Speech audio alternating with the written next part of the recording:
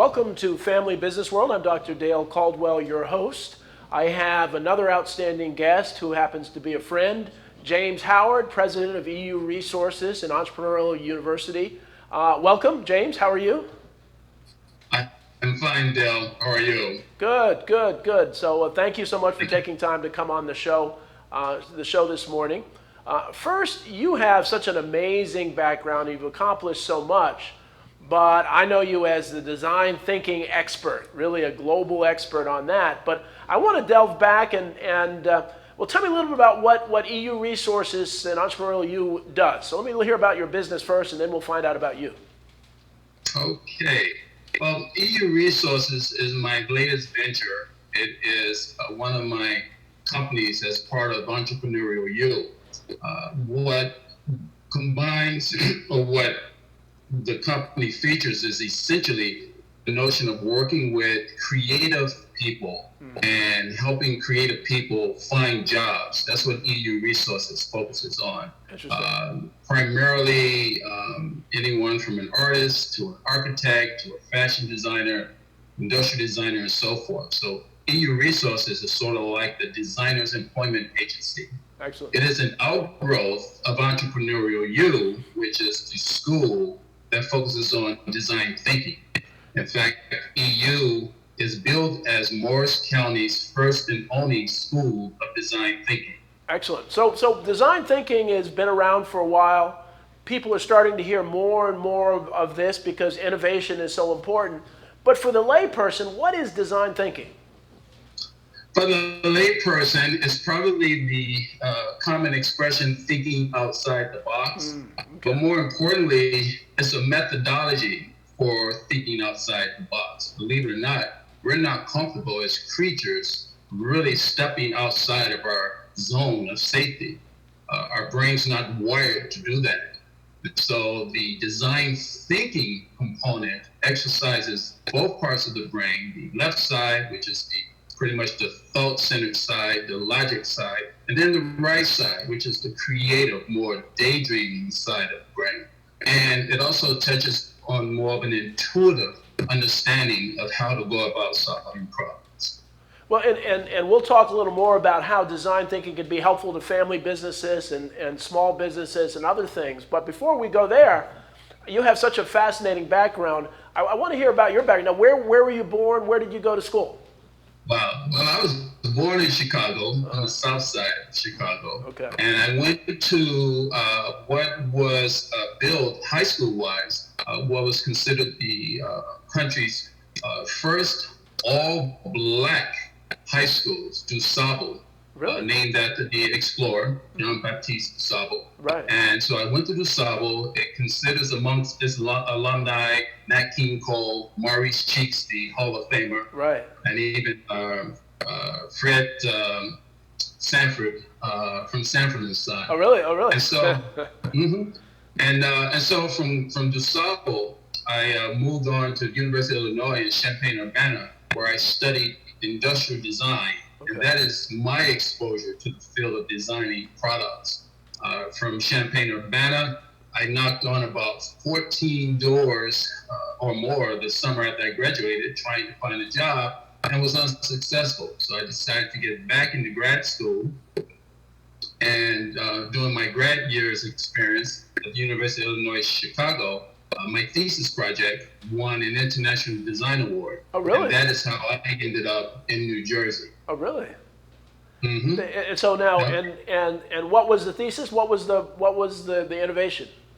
Sure. What I designed was a biofeedback system that taught cerebral palsy children how to develop head control. Really? And at the time, it was a precedent-setting product because it was the first one designed to train cerebral palsy children how to develop head control in the prone position. And developing head control is the precursor to any further neuromotor development within the body. And the prone position is how babies learn to control their head movement. Wow, that's amazing. So from there, Mm-hmm. where did you go? So you won this award. Yeah, What was I won next? the award. I was down in Houston, Texas, receiving the award, and there was a company from New Jersey at that particular conference looking to hire design engineers, and they interviewed me, the first place winner, as well as the other 5 contestants, and they hired me. And so I hopped on a plane and moved to Jersey and haven't looked back. And what company was And, that? What company was that? The company was called Madak Incorporated. Okay. And Madak was the country's leading manufacturer of aids for daily living.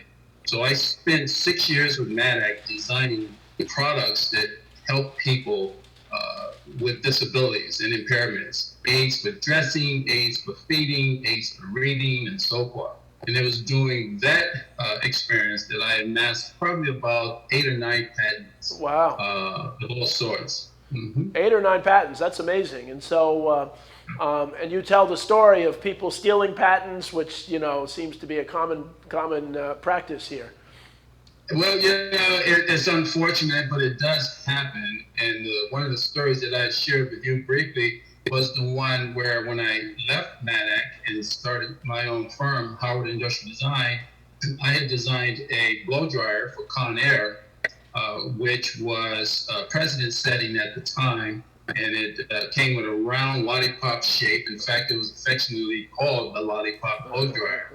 And one of Conair's competitors not only stole that, they actually convinced Conair's manufacturer in the Far East, who was manufacturing and had tools, the molds for making the product, convinced them to utilize the exact same tool to make the product.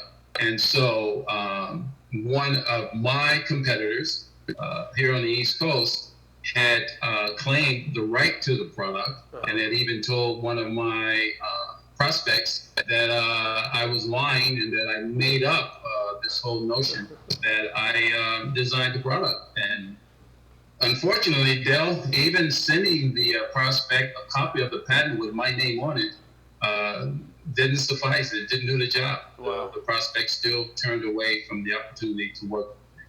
Wow, that's some amazing stories. And so from there, you've done that, you've developed this work, and you use design thinking to come up with this ideation, these new ideas. Were you actually applying design thinking then? Well, the profession of industrial design is rooted in design thinking. Right. Okay. They are pretty much the shepherds of the methodology. And I was first introduced to it back in '76 as an impressionable freshman at the University of Illinois, in a course called Design Methodology. And this one particular text that I used even at EU called Universal Traveler sort of introduces the average layman to a soft systems way of solving problems and coming up with ideas. And so at its very core, design thinking has been part of my DNA for over 40 years now. Wow. And so, yeah. Well, and that's why I call you the global expert. And so that book is called Universal Traveler, right? Yes, yeah. Universal Traveler by Jim Bagnall. And so one of the reasons that I wanted to invite you on the show is that every family business is going through change in ways they've not experienced before. And so the design thinking process can actually help them get out of some of the chaos that they're in now, right? There is absolutely no doubt of that. Innovation is going to lead us out of this present pandemic that we're experiencing. Innovation will even lead us out of this present climate that we're living with the unrest. Right. And we're pressed as innovative thinkers. We're pressed even more so because of all of these global forces that's taking place. The unrest, in fact, that's taking place right here in this country has now become an unrest that is shared by other countries. So we have the unrest, we have the virus, we have a pure need for innovation, and design thinking can help lead the way. Well, and so before I get to, and in a little bit, we'll probably end up taking a break, but before I get to that, I wanted to talk about your other entrepreneurial endeavor. I want to put a plug in for your tea expert as well. So let's talk about that business. So people know you're a family business entrepreneur yourself. So Sure. I Right. have the Cozy Cupboard Tea Room. Okay. It's a president-setting tea room located in Morristown, New Jersey. And what's it called In again? What's it fact, called this again? summer, What's it called again? Cozy Cupboard Tea Room. Cozy Cupboard Tea Room. Okay, good, good. And what's Mhm. the address of Cozy that? with an S. Okay.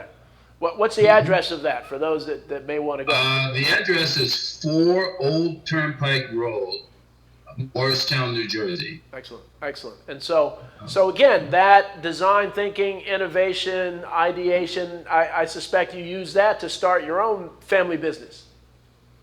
Well, interestingly enough, the what really inspires entrepreneurs like myself is the idea of having a passion for something. Right. Passion has to drive you. It must absolutely drive you. It's the fuel that gets you up and gets you going in the morning. And I had a passion for serving a product that was missing in the Morris County area. Morris County is steeped in history. And I thought to myself, it needed something where people can come and experience some stability. It needed a place where you can sit and catch up with friends and loved ones. And the tea room is perfect for that setting. And there were no tea rooms in the entire Morris County region. And I was the first to come out with one 10 years ago. And this past summer, we were celebrating 10 years. Wow, wow. Well, I saw that your son worked there. I don't know. Does your wife work there too on occasion?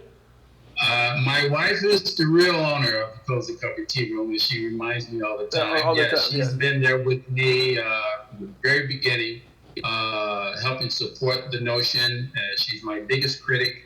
Anytime I have a new product or a new tea, I try it on her first, and if it passes muster with her, I think it's going to survive.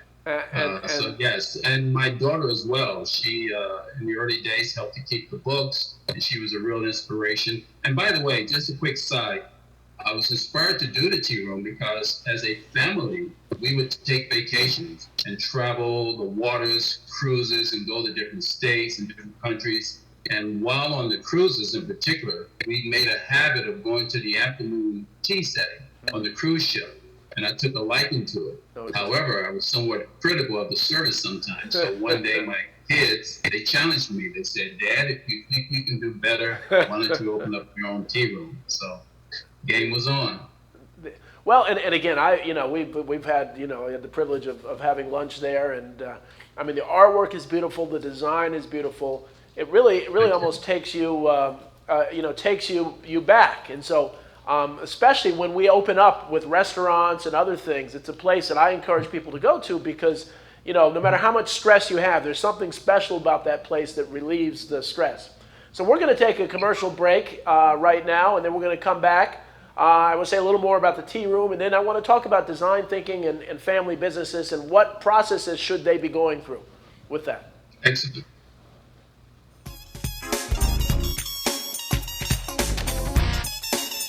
I want to be a contender. I want a warm belly to sleep on. A big house. How do I look? Do I look good? I want to play hard. My nails done once a month. I want.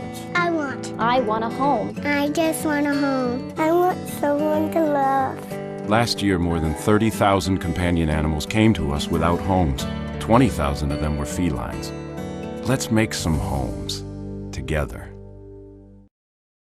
Hello everyone, I'm Mark Iorio. I'm the host of Rainmakers Roundup right here on RVN TV. The show is about looking for people who are in competitive businesses that are doing something different and unique in the world of sales and marketing. Join me right here on Rainmakers Roundup on Wednesday mornings at 9 a.m. and then again on Thursday evenings at 6:30 p.m. right here on RVN TV. Today's show is sponsored by Dr. Jacqueline. Take charge of your life personally, financially, and professionally. Visit drjacqueline.com to book an appointment today.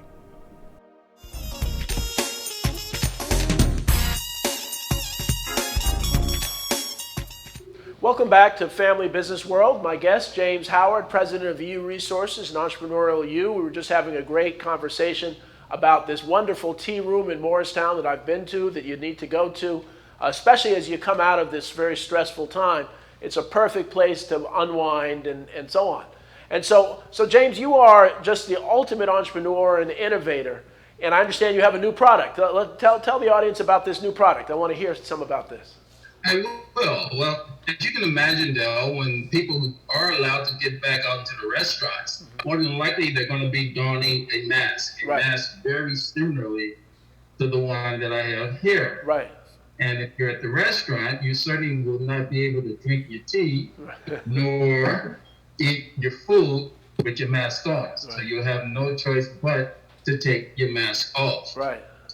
However, now people do have an option to continue to keep their nose protected by way of this convenient nose guard here, which will allow you to protect your nostrils and carry on with drinking your tea and eating your food. Yeah.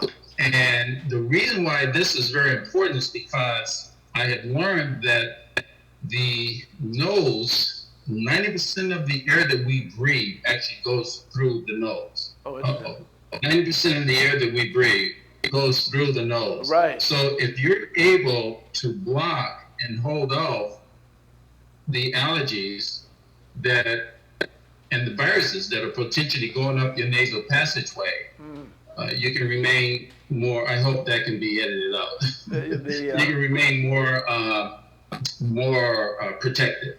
Interesting. Now, if somebody wants that, where do they get that? The nose guard is under development right now. Okay.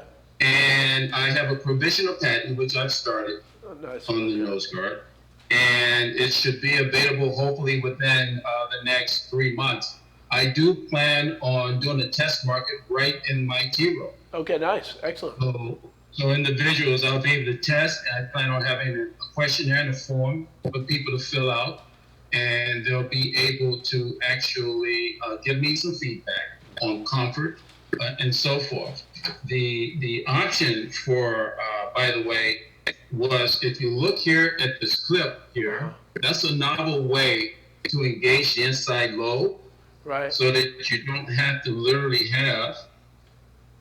Okay, just give you one more idea here. It doesn't have to come apart. Just take the time. All right, so there you go. So that's a novel way to engage the inside lobe. You have a single strand here, and the intention, Dell, is to design it in nude colors that kind of blend more in with the face. Right. You know? Well, that's fascinating. You are. So let's talk about patents. You know, so you've had a number. How many patents have you gotten? I have about 18 patents. 18, amazing. Many of which are actually out saving lives every day. I have a patent on a cardiovascular delivery system device that helps to repair holes in infants' hearts. I have a patent on a neonatal pressure relief device that helps to resuscitate infants at birth. Wow. And I even have simple patents on household products like the blow dryer that I mentioned to you, and feeding spoons and things of that nature. Well, one of the things, the project that you and I are starting is, we found that there are a number of, there are just so many amazing inventors around the world, around the country. And unfortunately, we found that a lot of the black inventors have not gotten the recognition that they deserve. And so one of the things we talked the other day, and I had this idea of doing, the Black Inventors Hall of Fame, and you had an idea of doing the same thing. And so we are just in the process of developing the website to really educate people about the amazing inventions that have been developed by African Americans. You want to say something about that? Unfortunately, our recognition is oftentimes just reserved for that 1 week in February. Right. Contributions that African Americans have made to this country for more than 200 years now. And that is really somewhat of an injustice because the imprint and the impact that we have left on this country in terms of our ability to sustain and wake up every day to light and stop and keep ourselves safe as we go through intersections and so forth. And when our uncles and loved ones need open heart surgery and so forth, we can channel all of those opportunities to the innovation creative thinking of African Americans. Yep. And so, our goal with our new venture is to make the public even more aware of the important inventions and the important developments that innovative thinkers of the African American community have contributed to this country.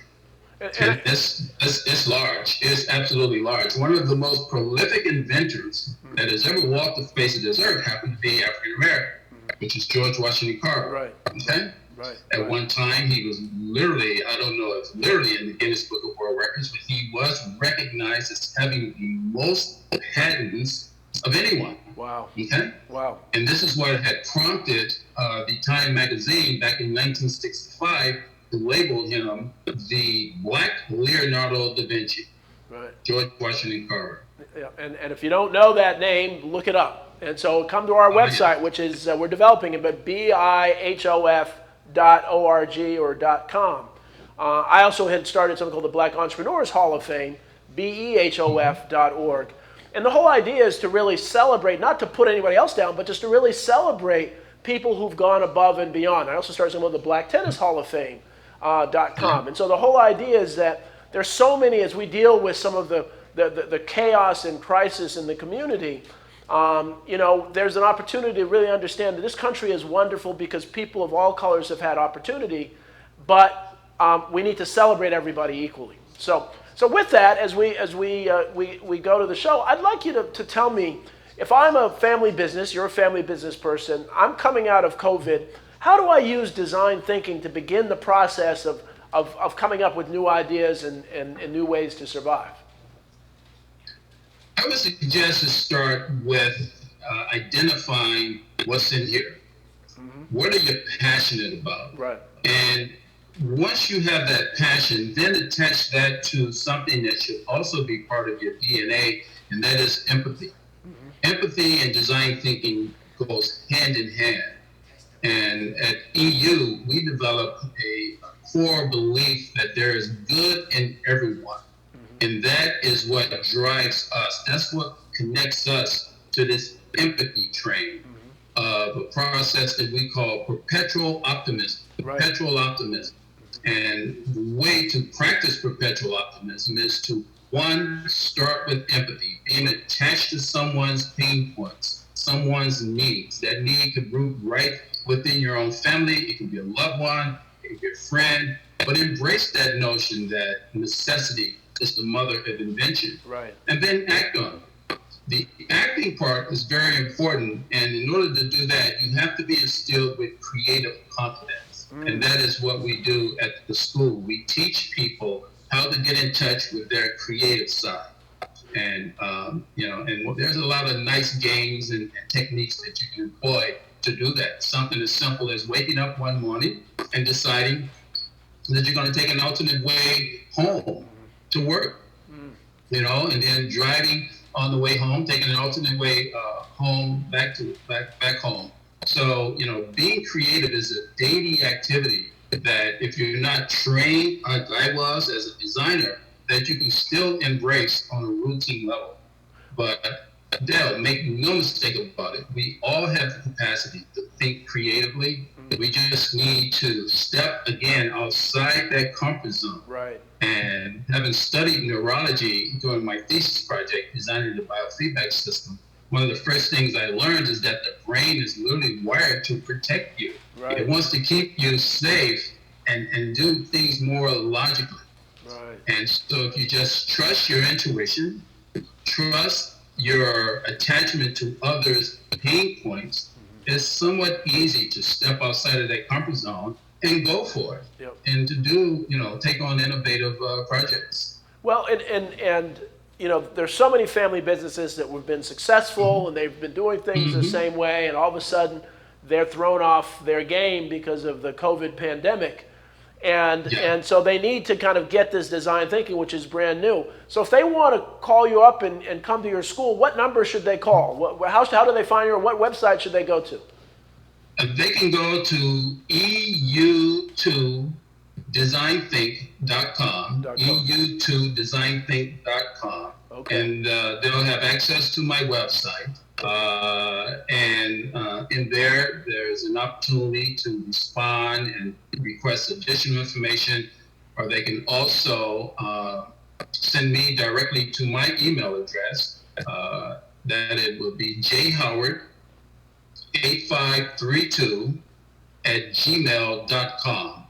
And I can expose them to programs that we do specifically to help individuals, particularly if the concern is employment. I have a president-setting program called Bridge that helps long-term unemployed adults gain employment and seek alternative jobs and career pathways utilizing design thinking.